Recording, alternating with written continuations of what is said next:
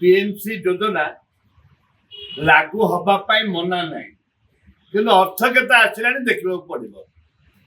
ବର୍ତ୍ତମାନ କେତେ କେନ୍ଦ୍ର ସରକାର କେତେ ଟଙ୍କା ଦେଇଛନ୍ତି ସେଇଟା ସରକାର ସ୍ପଷ୍ଟୀକରଣ ଦିଅନ୍ତୁ ଯେ ଆମେ 800 ସ୍କୁଲକୁ ନେଲୁ, କେନ୍ଦ୍ର ସରକାର ଦେଇଛନ୍ତି ଏତିକି ଟଙ୍କା, ରାଜ୍ୟ ସରକାର ତାର 40% ଭରିବେ।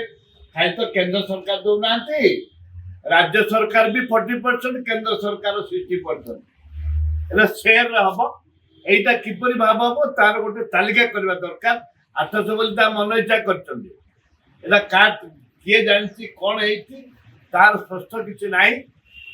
ଦେଖାଯାଉ ଆସନ୍ତା ୟା ଉପରେ ତ ଆମେ ନିଶ୍ଚିତ ଭାବରେ ୟା ଉପରେ ଆମେ ଆଲୋଚନା କରିବୁ। ପ୍ରଥମ ତ ଯୋଉ ସ୍କୁଲ ଗୁଡ଼ାକରେ ଭ୍ୟାକେନ୍ସି ଅଛି, ଶିକ୍ଷକ ନିଯୁକ୍ତି ନାହିଁ, ଶିକ୍ଷକମାନଙ୍କୁ ଭ୍ୟାକେନ୍ସି ଅଛି, ତାକୁ ଏମାନେ ପୂରଣ କରନ୍ତୁ ଏବଂ ଜିଲ୍ଲା ସ୍ତରୀୟ ନିଯୁକ୍ତି ଦିଅନ୍ତୁ।